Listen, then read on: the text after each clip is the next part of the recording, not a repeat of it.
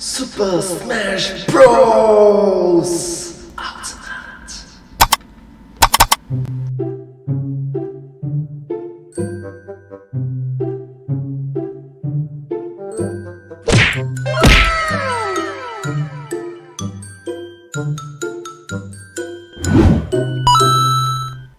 Hello everyone, welcome to this video. In this video, I'll be reacting to one of the videos from the YouTube channel, the Game Theorists. They're awesome, and I'm a huge fan of their work. So yeah.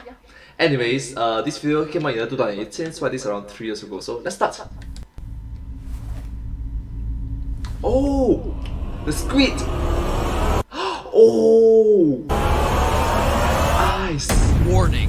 This video fully spoils Super Smash Bros. Ultimate Story Mode. So if you want to experience it for yourself blind, play through it before watching this episode. But remember that this video exists, because I guarantee once you beat it, you will need an explanation for what the heck you just saw. Let's just say it's not immediately obvious what's going on, for reasons that'll probably become clear later on in this episode. So when you're ready to handle a heaping dose of symbolism, come on back here and watch the episode. In the meantime though, consider yourself warned. Oh, and a huge special thank you to my best YouTube bro, Gerard the Completionist.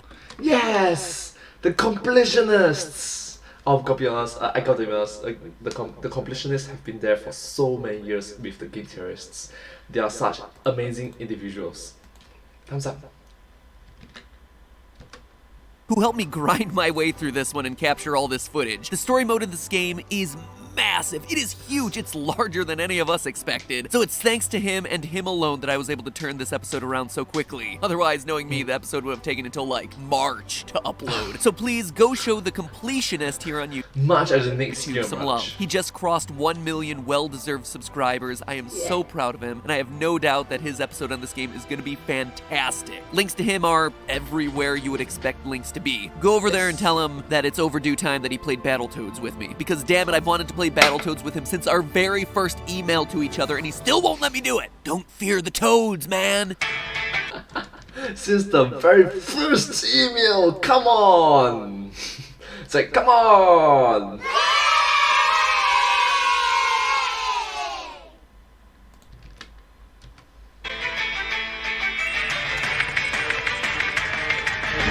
Dang, dang, dang, dang, dang.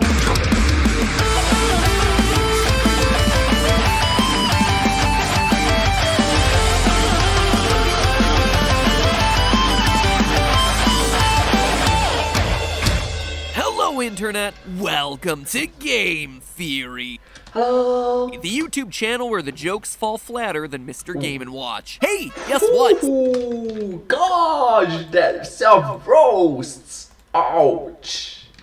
Super Smash Bros. Ultimate is finally here. But while everyone else was all excited about playing versus matches, I, lonely and friendless that I am, did what I always do, sprinted straight for the adventure mode.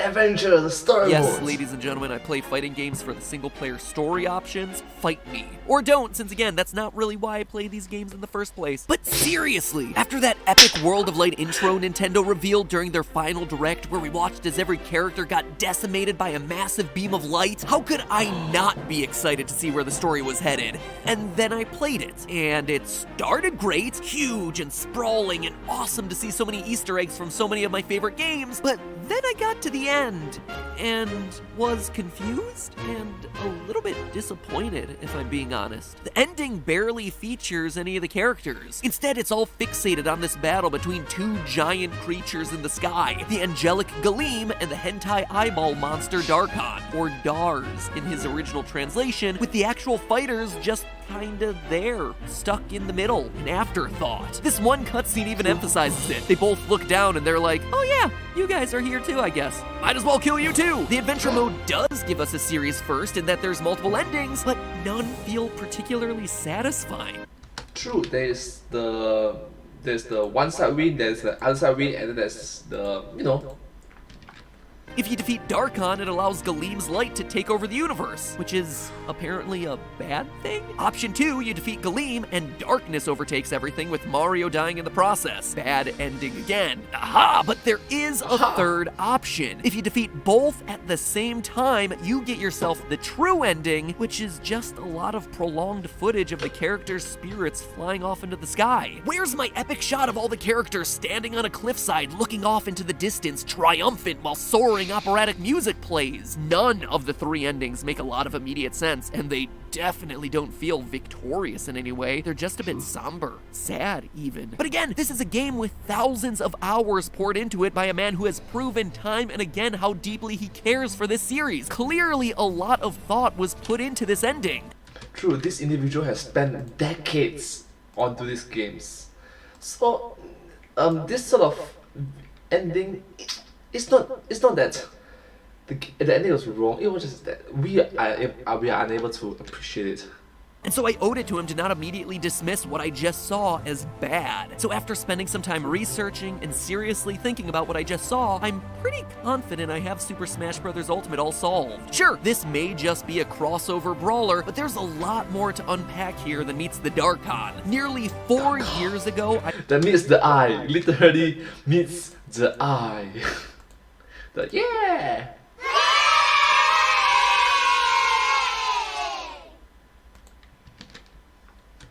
put together a theory that looked into unraveling the lore of Super Smash Bros. Games, and today looks like it might just be the day that that story comes to its bittersweet ending. To understand Smash Ultimate, you have to first understand where the series is coming from. If you haven't seen my original video yet, I would definitely recommend watching it because that 15-minute video can explain the series up to this point way better than the 2-minute summary I'm about to give. Fair warning though, I inserted even more cringeworthy humor then than I do now. My Pichu will smash ball you up. What? What? This is super cringy. Oh. Which is saying a lot. Anyway, in my interpretation, the games tell the story of Smash creator Masahiro Sakurai growing up and his ever-evolving relationship with this franchise and these video game characters. The original Super Smash Bros. Is all about a child playing with a bunch of plush toys, something that was confirmed by former Nintendo president Satoru Iwata. By Melee, the child is older, more established, and collects trophies of the characters rather than plush toys. Brawl is all about fighting against social taboos, that video games are for kids and not adults. That's why the final boss of the game's story mode is literally named Taboo and has body language of a closed-off adult. His mission throughout Subspace Emissary involves turning all the living characters back into trophies. In essence, killing the imagination and childlike spirit that involves bringing these characters to life. Just sad, society.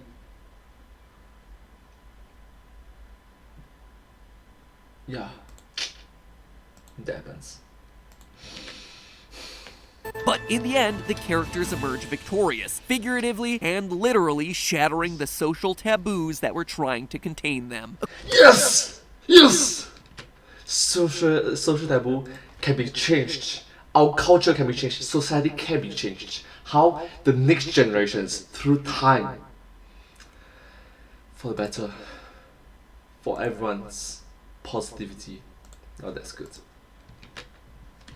Across all these games, there have been two pervasive figures, Master Hand and Crazy Hand. When Smash first came out in 1999, everyone expected the final battle to be against Ganon, or Mother Brain, or some other surprise Nintendo cameo like Bowser. So it was a shock that the final bout of the first ever classic mode was a giant white glove that just flicked you around. And it was even more surprising in Melee when Sakurai decided to double down on the character by creating his counterpart, Other White Glove. The game... White Glove! Other than that is Other White Glove. It's like, interesting. Have been explicit about what these two characters represent, however. According to their trophies from the various games, Master Hand is the link between the real world and the imaginary battlefield. To quote Smash 4, he's the embodiment of the creative spirit, with Right hand. According to right Brawl, powers that border on absolute. Crazy Hand, Oh. meanwhile, is the impulsive and destructive force. Quoting his trophy from Melee, consumed with that hollow feeling which comes from destroying your own creations. And quite honestly, all this makes sense. We see Master Hand being the force that takes the plushies out of the toy box, and it's his snap of the fingers that transforms the table into the first ever battlefield of Smash 64. Oh, with a snap of a finger. I am inevitable.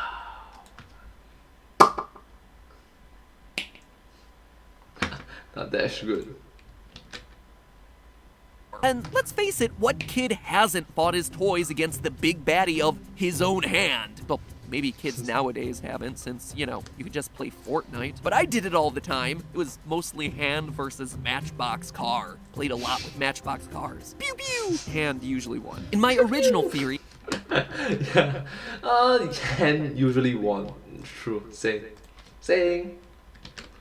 the hands both belong to Mr. Sakurai. He's the creative spirit behind these games and is quite literally the person who has absolute control over this world. And if Crazy Hand is all about destroying your own creations, well then, that destructive impulse must belong to Sakurai, the guy who created these things in the first place. But it was the final battle of Smash 4 that confirmed for me this relationship. In it, we see raging darkness burst out of Master Hand, which seemed to me to be a direct reflection of Sakurai's repressed frustrations with this series. He's been very public with each game after the original that he intends for it to be his last in the series.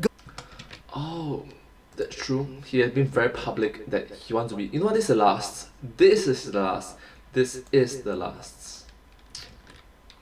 Going so far as to say back in 2015 that he just might quit games altogether after how brutal Smash 4 was to work on. Quote, "It was very tough this time around. I doubt I'll be able to go on making games if it continues like this." And when I say brutal, I don't just mean long work hours, I mean physically and emotionally painful for him. As he himself admitted, quote again, "The reality and very unfortunate reality of this situation is that it's still a considerable problem. I'm in a lot of pain. I'm in a position where I can't use the mouse at this point, so I'm using the trackball. And as the creative director behind an action game, that's a real critical issue, unfortunately." And remember, this was all back in 2015, yet here he is, 3 years later, still working on yet another installment of the same franchise. Sure, he's the Master Hand, but at a certain point, there's anger and resentment with the thing that he's created under the surface, rage that he's still trapped by these games, darkness that we see manifested in the final battle of Smash 4, all until that rage subsides and he relents, just becoming a ball of sad acceptance at the end, waiting for it to be put out to pasture by the player, just like Sakurai himself in the next line of that interview. Quote a final time, but still, all things being said,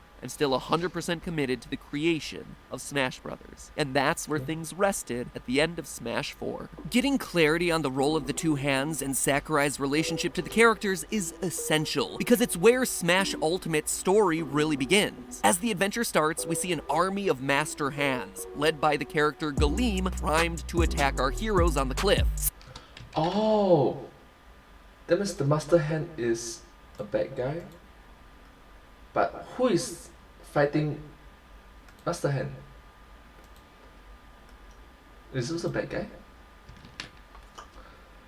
朋友的朋友是我敌人，朋友朋友，敌人的敌人是我朋友。 Suddenly, we see one Master Hand unravel, and then several, and then all of them. Galeem transforms into a black hole, consumes the Master Hand energy, and blasts out that infamous light waves that destroy everyone but Kirby, who manages to escape. All the rest of the characters are captured and replicated as dark, heartless versions of themselves. So what's going on in that scene? Well, stick with me. No. Kirby managed to escape, but no, that's... No. on this, but what if Galeem is symbolic of Nintendo? Yes, the company Nintendo. Now, that might seem absurd, but think about it. If Master Hand is truly the embodiment of the creative spirit and has been Sakurai's stand-in character since Game 1, what is Nintendo other than an army of Master Hands? It's a company where a bunch of creative visionaries work together to produce games like Smash Ultimate, each hand a different person on the development team. And as anyone who's ever had a job can tell you, especially a creative job, the company can suck the life out of you. You feed your imagination, your creative spirit into its insatiable black hole. You give it your best work and it's not enough. There's always another project, another deadline, and all you get is a paycheck. That's just the sad truth of being a creator in a big company.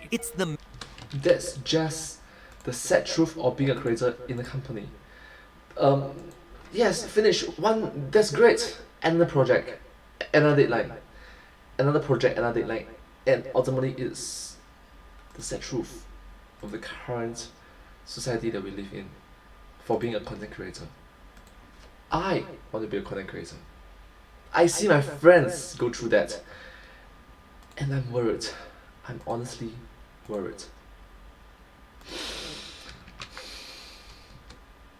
Master Hands giving themselves up to the black hole of Galeem. Their creative spirit and energy is feeding the entity that is Nintendo. And that, in turn, is the weird duality that we see with Galeem.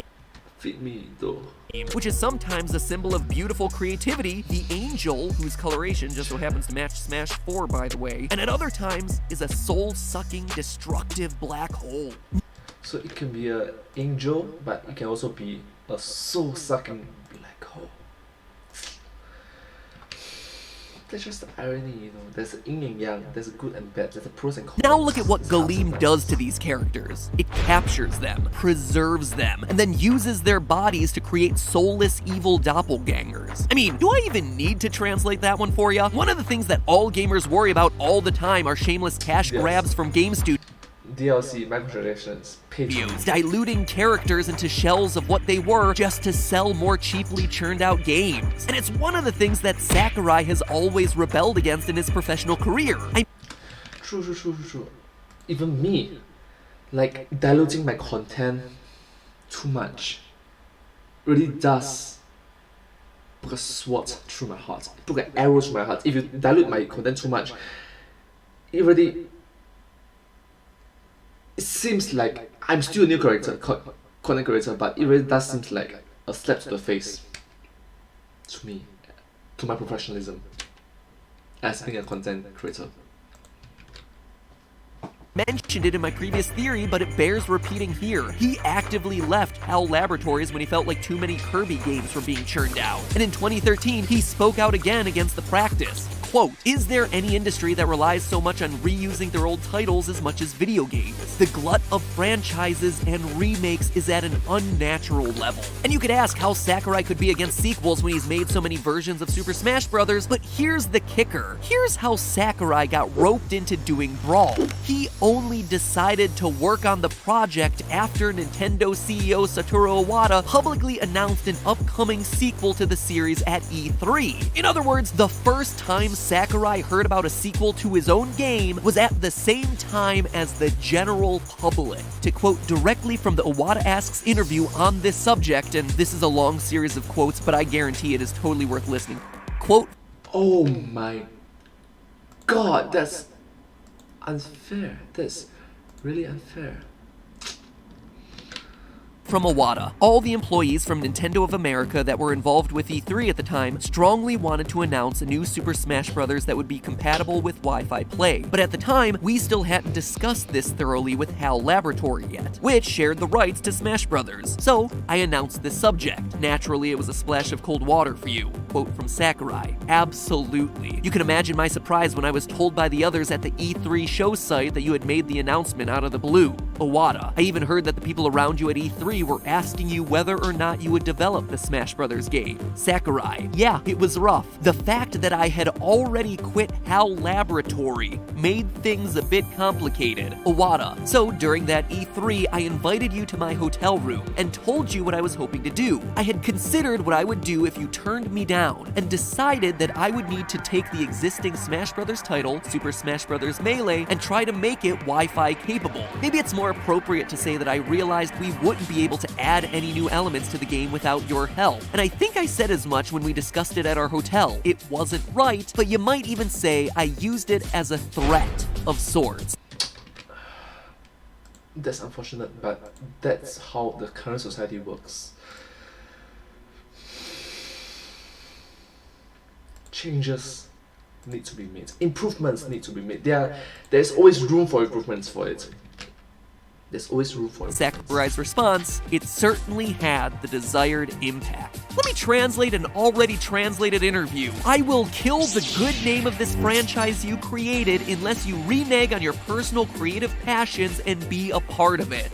Man, I can't even believe this stuff exists out in public. Like, this is an official interview on Nintendo's official site. Needless to say, Galeem seeming like a force for good, but ultimately being a dangerous entity that holds characters hostage and churns out carbon copies can make some level of sense when I've got to be honest, I really respect their professionalism.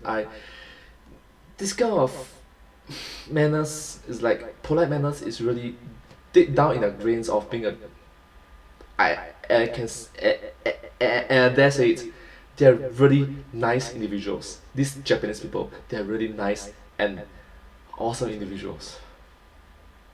They're super, super nice. Thank you. Thank you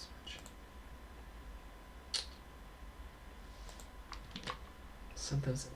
Sometimes it's when you look at Sakurai's perspective in all this. But the big twist in the adventure mode is when a new challenger approaches, Darkon and his army of crazy hands. If Galeem is Nintendo and its designers, then what is Darkon? Well, I'm not 100% sure, and there's certainly much less symbolism around him, but I think it's the embodiment of toxic fandom. I mean, think about it. Master Hand is the one creating the scenarios, setting the stage, and Crazy Hand is the one who's smashing the figurines together in battle. It's the one that's breaking the rules, destroying this well-ordered world that's been created. Not in a bad way, just more in an uncontrolled, imaginative, chaotic way. Together, they represent the two sides of any game, video game or otherwise, the designer and the player.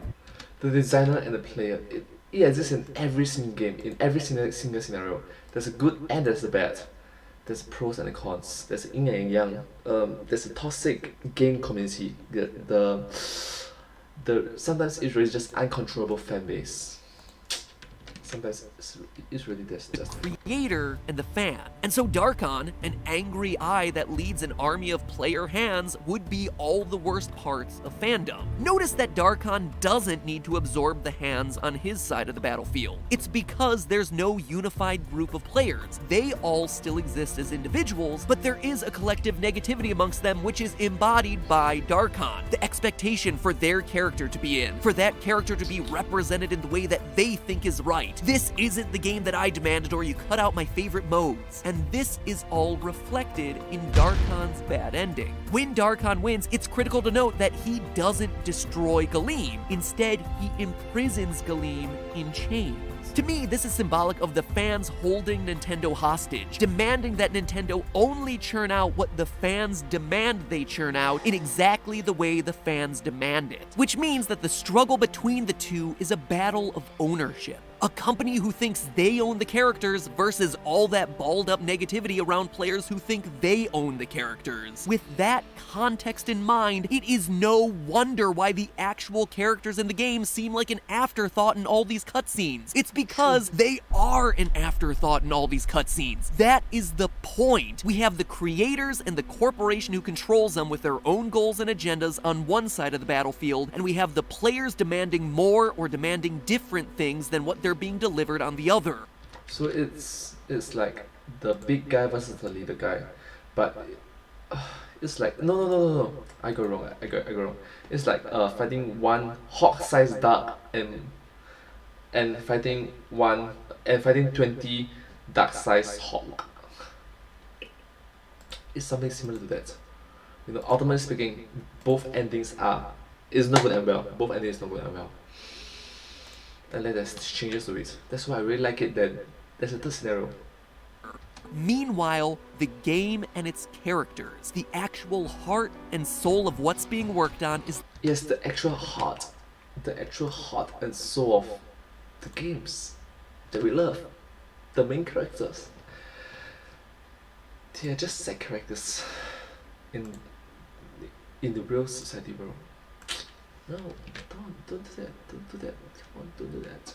Thing that suffers. It's the thing that gets ripped apart by the two parties and ultimately dies if either one entirely gets their way. The thing that both sides forget in this struggle is that the characters can't be owned. They're a fusion of how they're created and how the fans choose to love them. That's why the good ending only comes if both Darkon and Galeem are destroyed. In this ending, the spirits of all the characters collected throughout Adventure Mode are set free. Their souls are released and rise up to the heavens. They're no longer products to be fought over and are instead able to exist in their purest form, spirits, what they were always intended to be, characters for fun and imagination.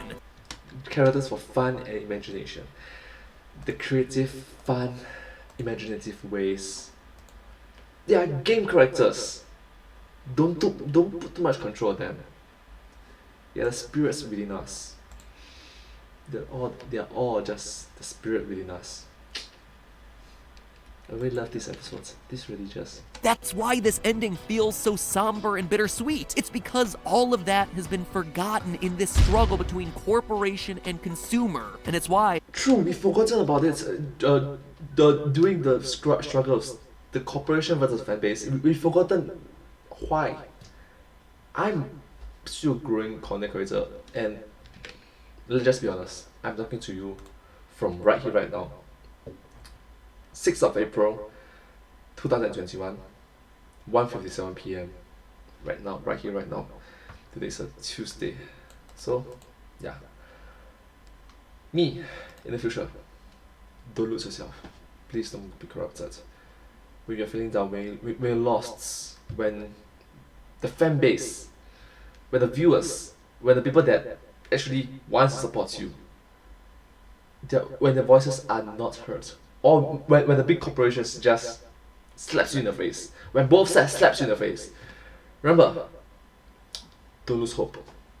The best ending is for you to have more creative freedom. The best ending is for you to have the fun and imaginative ways of being a proper content creator. Don't forget, this is me telling my future you. Thank you.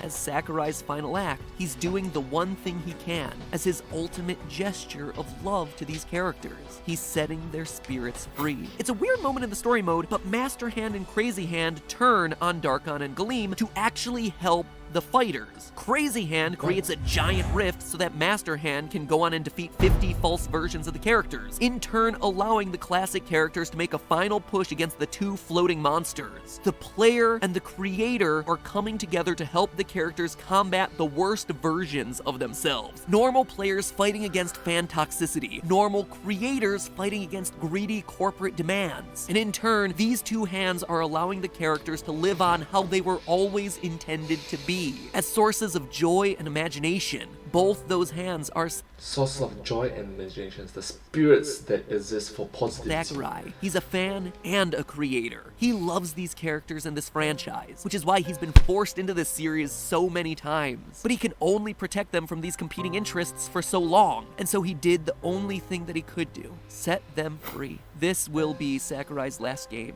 I guarantee it. Regardless of whether there's truly another Smash game after this, this is where the series truly ends, as it literally and figuratively gets ready to change Master Hands. Now, obviously, Smash Ultimate is going to be one of the biggest gifts of this holiday season, but can I add one more thing to your shopping list that you might... Christmas wish list. You, your heart, my 2 front teeth, 5 gold rings, ghostly visits. Why do you have the ghostly visits? Like, why? Why? I don't understand.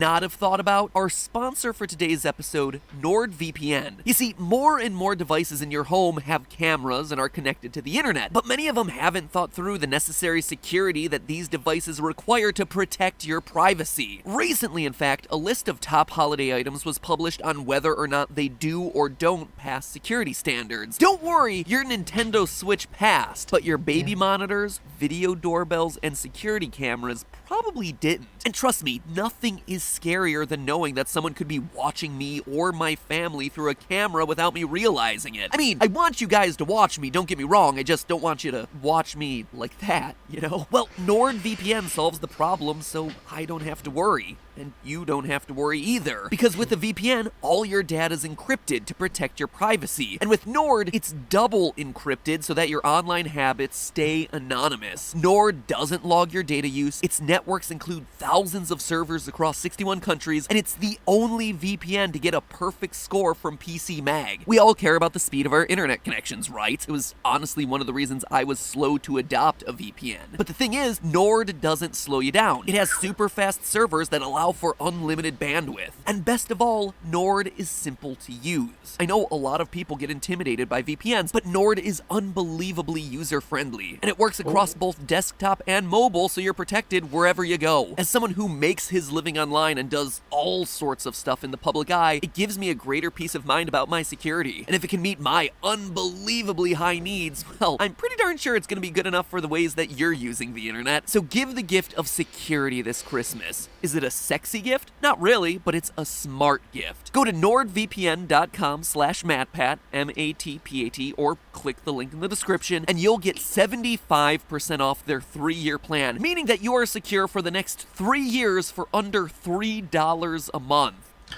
Fun fact, 2020, 2021.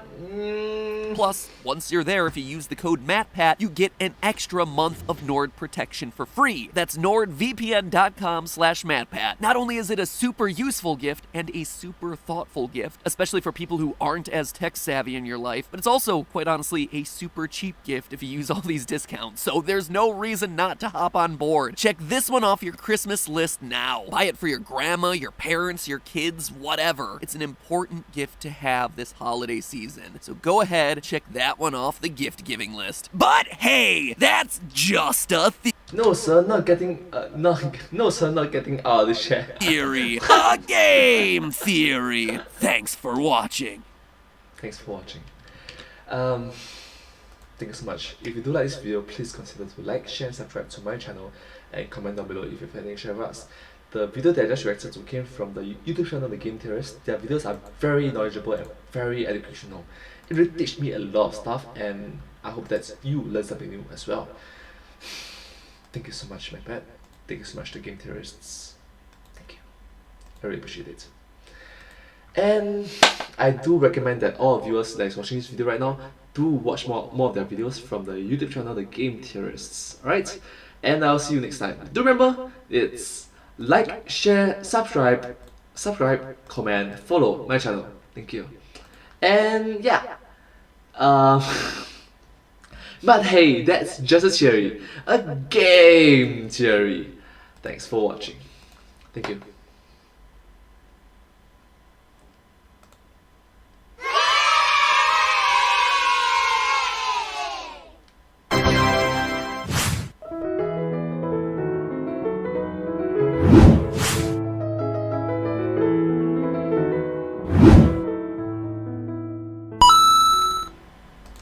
Super Smash Bros. Super Smash Brothers. Super Smash Bros. Super Smash Bros. Thank you, Sakurai. Thank you.